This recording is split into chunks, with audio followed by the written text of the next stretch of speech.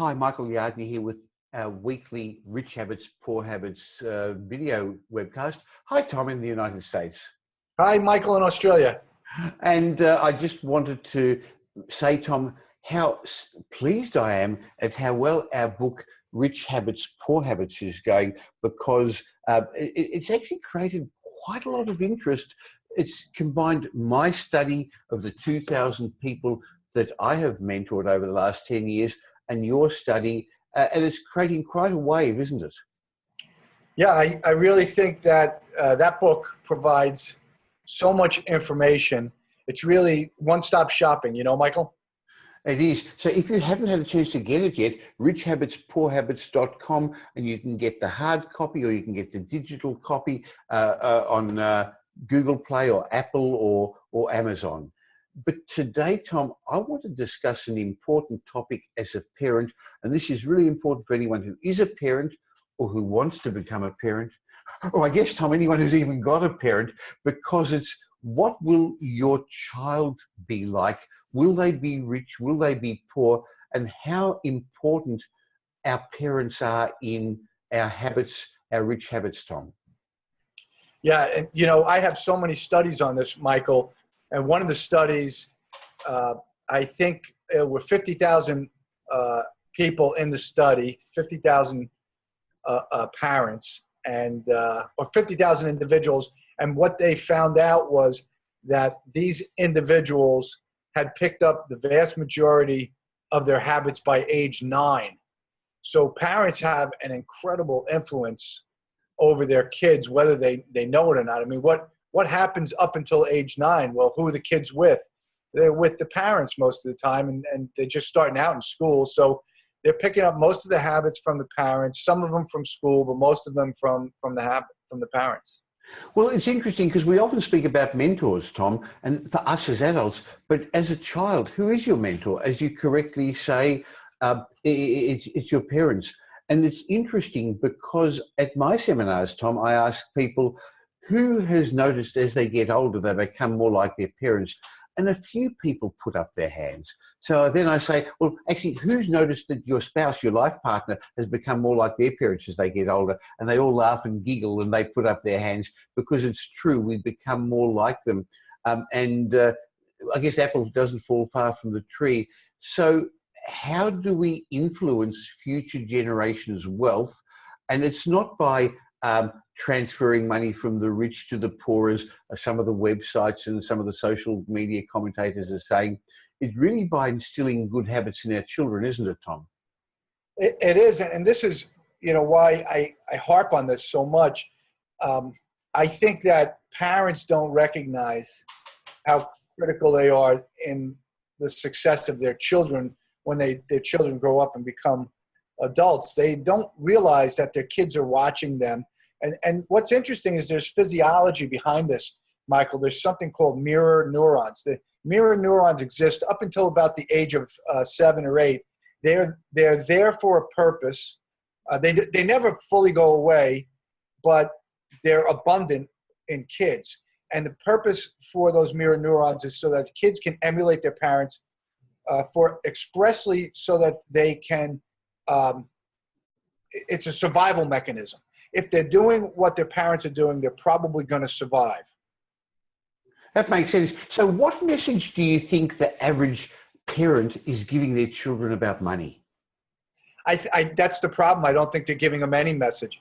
I think all the kids see, for the most part, are parents fighting about money.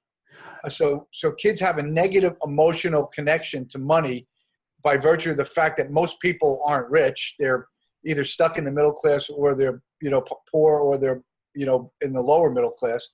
And so all their emotional connection to money is a negative one. Well, it's things that they hear, so the discussions and the fights and the arguments.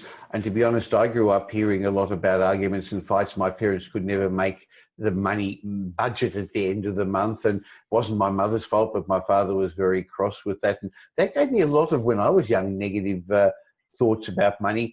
But it made me also very angry about money, which wasn't good to start with, and I had to learn about that later. But I knew no different. Tom, what are some of the bad daily habits that children see in their parents related to money? Well, the worst, Michael, is they see their parents sitting on the couch for hours and hours watching TV shows, reality TV, watching, sort of soap operas or comedies, but they're always entertainment that they're watching on TV. It's never, National Geographic TV or anything educational. For the most part, they're watching TV that doesn't add any value to their lives. And so they pick up that TV watching habit. And another habit is they see their parents, when they're watching TV, eating junk food, having a beer, having some wine. And the other one is they see their parents smoking cigarettes. They see my dad used to take me to off-track betting. That was a place where you could go to bet on horses.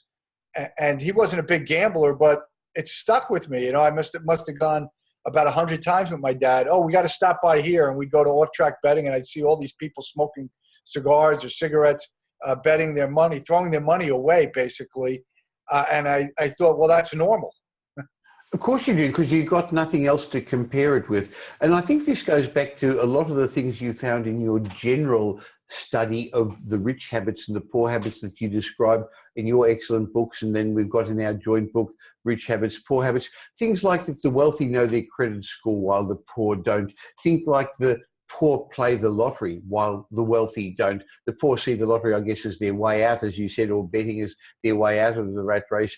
The wealthy are focused on goals and they know where they're heading while the poor don't. You found in your study that the wealthy eat healthily, they study, they keep reading. So I think the question we've got to ask ourselves as parents is, what are we teaching our children in the things we say, in the things that we don't say, because some people don't even talk about money, and in what they see? Because if you're giving a lot of these poor habits to your children, what hope have they got in the future? Yeah, that's the point.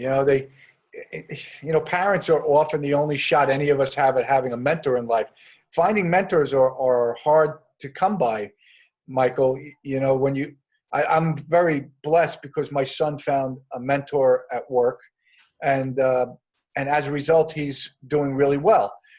But most people don't find mentors, so they're trying to figure it out on their own. And when you finding a mentor is the fast track to success.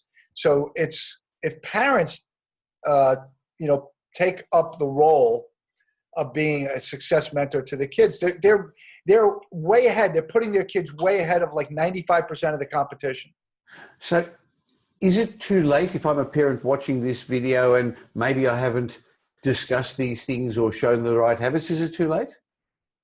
Well, it's not if you still have kids and your objective is to mentor the kids.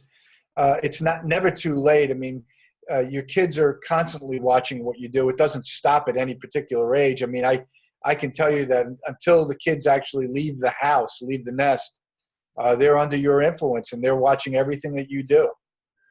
So I guess in summary, we've realized that parents teach their children good habits that lead to success, while the average parent teaches their children bad habits, what we call poor habits. But they don't recognize it because to them it's normal. No one wants to be a bad parent. No one wants to be a bad person. And that's why we in our study have found in Rich Habits, Poor Habits, and then written it down. We've explained what these habits are. And in next week's video, Tom, I'd actually like to go through the habits we can instill in our children. But before I finish off in this session, I want to explain that the first part of becoming a good parent is recognizing what's necessary in this sphere. Of course, there's a lot of other important parts where you're good parents, and we're not talking about money, but the first is recognizing it, then realizing some of your bad habits and getting rid of them and replacing with good habits. So, Tom, can we come back next week and talk about some good habits that we can do to engender wealthy habits in our kids? Yes, let's do that, Michael. This is an important topic. And if you've enjoyed this, and if you know anyone who's a parent, would you please pass this on?